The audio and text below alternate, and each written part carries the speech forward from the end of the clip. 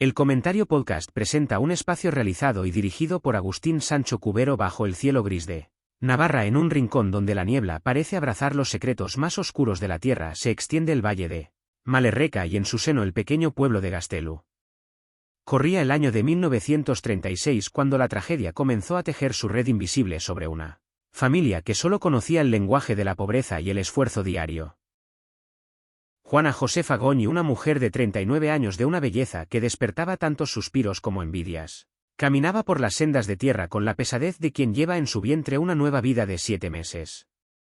A su lado 6 hijos cuyas edades descendían como los peldaños de una escalera de inocencia desde los 16 años de Joaquín hasta la pequeña Martina que apenas contaba con 1 año y medio de existencia.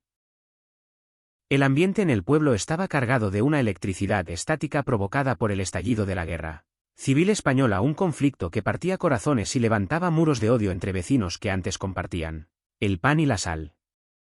Los Sagardía Goñi eran una familia humilde que no poseía tierras ni ganado propio, viviendo en una casa alquilada y sobreviviendo con lo poco que el jornalero Pedro Sagardía podía traer a casa tras sus largas jornadas en el monte. La precariedad de su situación los convirtió en el blanco perfecto para las lenguas afiladas que buscaban chivos expiatorios en tiempos de carestía y miedo. Se decía en los corrillos que faltaban gallinas en los corrales, que las huertas eran saqueadas por las noches y que los niños Sagardía eran los responsables de tales raterías para saciar un hambre que no entendía de leyes ni de propiedades. El cura del pueblo, con su autoridad moral incuestionable en aquella sociedad anclada en tradiciones ancestrales, no veía con buenos ojos a Juana Josefa, a quien tildaba de mujer de vida ligera y poco afecta a los rezos católicos. Los rumores de brujería y de conocimientos sobre hierbas medicinales heredados de su madre Andresa no hacían sino alimentar una hoguera de prejuicios que ya ardía con fuerza en las mentes de los habitantes de Gastelu. La tensión alcanzó su punto álgido a mediados de agosto, cuando se convocó un bazarre, una asamblea vecinal que decidiría el destino de la familia. Sin pruebas fehacientes pero con el odio como motor, se decretó la expulsión inmediata de Juana Josefa y sus hijos del núcleo urbano bajo la acusación de ser una carga y una amenaza para la paz social del lugar. Desterrados de su propio hogar, la madre cargó con lo poco que pudo salvar y se dirigió hacia las alturas del monte, donde una borda ruinosa se convirtió en su único refugio contra la intemperie y el desprecio. Allí, entre paredes de piedra fría y techos que dejaban pasar el llanto de la lluvia, los 7 esperaban el regreso de Pedro el padre, que se encontraba trabajando lejos y a quien habían enviado aviso de su penuria. Pero el destino ya había dictado una sentencia mucho más cruel que el simple destierro. La noche del 30 de agosto de 1936 el silencio del monte se vio roto por el crujir de las ramas y el fulgor de teas encendidas que ascendían por la ladera. Un grupo de hombres cuyas identidades quedarían sepultadas por décadas de silencio cobarde subió hasta la chabola, con la intención de poner fin a lo que ellos consideraban un problema.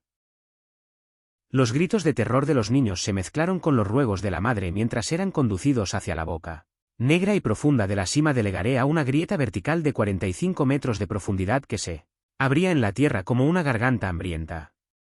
Uno a uno fueron arrojados al abismo, desapareciendo en la oscuridad absoluta, donde el eco de sus caídas se extinguió rápidamente bajo el peso de la piedra y el olvido.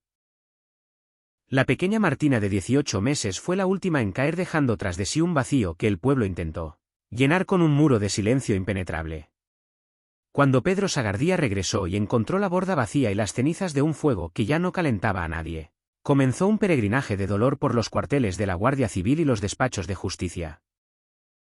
A pesar de los rumores que corrían como la pólvora por el valle, nadie se atrevía a señalar a los culpables por miedo a represalias o por una lealtad mal entendida hacia los verdugos que eran sus propios parientes o vecinos. Se abrió un sumario judicial que se extendió durante 10 años, una investigación superficial que parecía más interesada en cerrar el caso que en descubrir la verdad.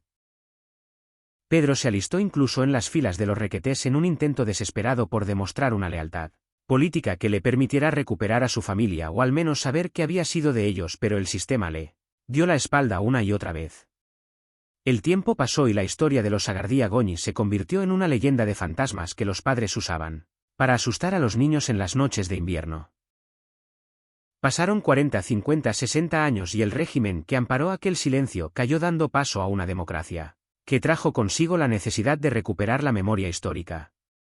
Petra, la hermana de Juana Josefa, murió a los 97 años con el corazón roto por no haber podido dar sepultura a sus seres queridos, pero su lucha fue heredada por sus descendientes que no permitieron que la llama del recuerdo se apagara.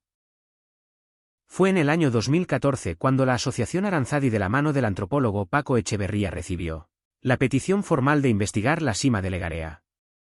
Las excavaciones fueron arduas y peligrosas, pues la cavidad se había convertido en un vertedero de escombros, huesos de animales y basuras acumuladas durante 8 décadas. El primer hallazgo que heló la sangre de los investigadores fue el cuerpo de un joven desaparecido en el año 2008, lo que demostró que la sima seguía siendo un lugar de muerte y desolación en la historia reciente de la zona. Tras limpiar toneladas de desperdicios, los arqueólogos llegaron finalmente a los niveles de 1936. Allí, entre la humedad y el barro, aparecieron los primeros restos óseos de pequeño tamaño que confirmaban que la leyenda no era tal sino una realidad criminal espantosa. Se recuperaron los esqueletos de los 6 niños y finalmente el de Juana Josefa, que yacía en el fondo de la fosa como si hubiera intentado proteger con sus últimos alientos a su prole. El análisis forense no pudo confirmar el embarazo debido al estado de los huesos, pero el testimonio persistente de la familia y los registros históricos mantenían firme esa verdad dolorosa. El pueblo de Gastelu, ante la evidencia física de los restos, no tuvo más remedio que enfrentarse a su propio pasado. Las nuevas generaciones, que no tenían culpa de los actos de sus antepasados, sintieron la necesidad de reparar el daño de alguna manera. Se organizó un acto de homenaje donde los vecinos actuales pidieron perdón a la familia Sagardía, reconociendo la crueldad de una expulsión ilegal que derivó en un asesinato múltiple. Las cajas de madera con los restos recuperados fueron portadas por familiares y vecinos recorriendo las calles que un día los vieron ser humillados y expulsados. José Martín, el hijo mayor que sobrevivió por no estar en el pueblo aquella noche fatídica, nunca quiso hablar del tema. Pero sus hijos y sobrinos sintieron al fin la paz que da el saber que sus ancestros ya no estaban perdidos en las sombras de una cueva húmeda. El entierro en el cementerio de Gastelu cerró una herida abierta durante 80 años, devolviendo la dignidad a 7 seres humanos que fueron víctimas del salvajismo y la ignorancia. Hoy la cima de Legarea permanece como un memento mori bajo el verde de los montes navarros, un recordatorio de que la verdad siempre acaba por emerger de las profundidades, por mucho que se intente sepultar bajo el peso de la tierra y el silencio. La historia de Juana Josefa y sus hijos Joaquín Antonio, Julián, Pedro, Martina y José ya no es un susurro de miedo en las tabernas, sino un capítulo de luz en el libro de la memoria colectiva de un pueblo que aprendió que la paz solo se construye sobre los cimientos de la justicia y el reconocimiento del dolor ajeno. Los campos de Navarra siguen floreciendo cada primavera y el viento que sopla entre los robles parece llevar ahora un canto de liberación, sustituyendo los llantos del pasado por una esperanza renovada en la convivencia y el respeto. La familia Sagardía descansa por fin bajo una lápida que lleva sus nombres grabados con el respeto que merecen aquellos que sufrieron lo indecible por el simple hecho de ser pobres y diferentes en un mundo que había perdido la cordura. La belleza de Juana Josefa, que tanto odio despertó, es ahora recordada como un símbolo de resistencia frente a la barbarie, mientras que el silencio de Gastelu se ha transformado en un compromiso de no repetición para que nunca más la oscuridad de una sima vuelva a tragarse la vida de los inocentes. La labor de los científicos y la persistencia de los familiares permitieron que este relato novelado de la realidad llegara a su fin con la dignidad recobrada, permitiendo que el aire de las montañas vuelva a ser puro y libre de los fantasmas del 36. Así termina esta crónica de una tragedia que marcó a fuego el corazón de una tierra que, a pesar de todo, supo encontrar el camino hacia la reconciliación y el descanso eterno de sus hijos más desdichados. La tierra navarra, con sus valles profundos y sus cimas elevadas, guarda ahora el secreto de una justicia que tardó, pero que no faltó a su cita con la historia, devolviendo a la luz lo que el odio quiso ocultar para siempre en la noche de los tiempos. Cada vez que un paseante se acerca a la boca de la sima puede sentir el peso de lo vivido, pero también la ligereza de una verdad que ya no oprime el pecho de los habitantes del valle. Los niños Sagardía juegan ahora en la memoria de todos como ángeles de una paz recobrada, mientras su madre Juana Josefa vela por ellos desde la serenidad de una tumba digna rodeada de flores y de la brisa que baja de los Pirineos. La historia nos enseña que la memoria es el único antídoto contra el olvido y que solo enfrentando nuestras sombras más alargadas podemos caminar hacia un futuro donde la luz sea el único lenguaje que hablemos los hombres de buena voluntad. Las piedras de Gastelu, testigos mudos de aquel horror, ahora parecen brillar con un matiz diferente bajo el sol del atardecer, reflejando la redención de una comunidad que supo mirar atrás para poder seguir adelante con la cabeza alta. El eco de los gritos en la noche del 30 de agosto se ha extinguido dejando paso al murmullo de los arroyos y al canto de los pájaros que anuncian un nuevo día de paz y concordia en la vieja Navarra que tanto sufrió y que tanto tiene aún que decir al mundo sobre la capacidad humana de perdonar y de sanar las heridas más profundas del alma colectiva. El legado de los Sagardía Goñi permanece vivo en cada palabra de este relato, en cada lágrima vertida por sus descendientes y en cada paso dado hacia la verdad por aquellos que no descansaron hasta encontrarlos. La justicia no es solo una sentencia en un papel, sino el abrazo de un pueblo que reconoce sus errores y abraza a sus víctimas con el calor de la fraternidad recobrada.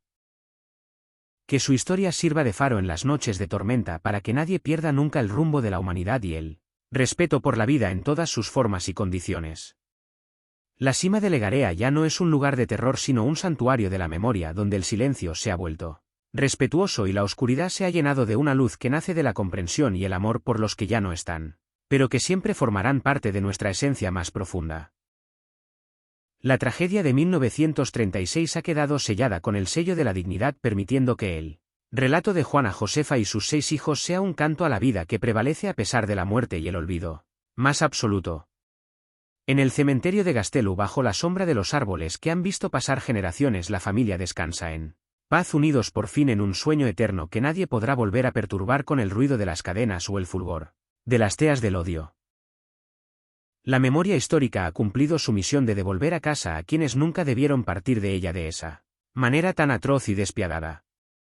La crónica de este crimen llega a su término, pero la enseñanza de su resolución queda grabada en el aire que respiramos, invitándonos a ser mejores y a no permitir que el miedo vuelva a nublar nuestra visión del prójimo.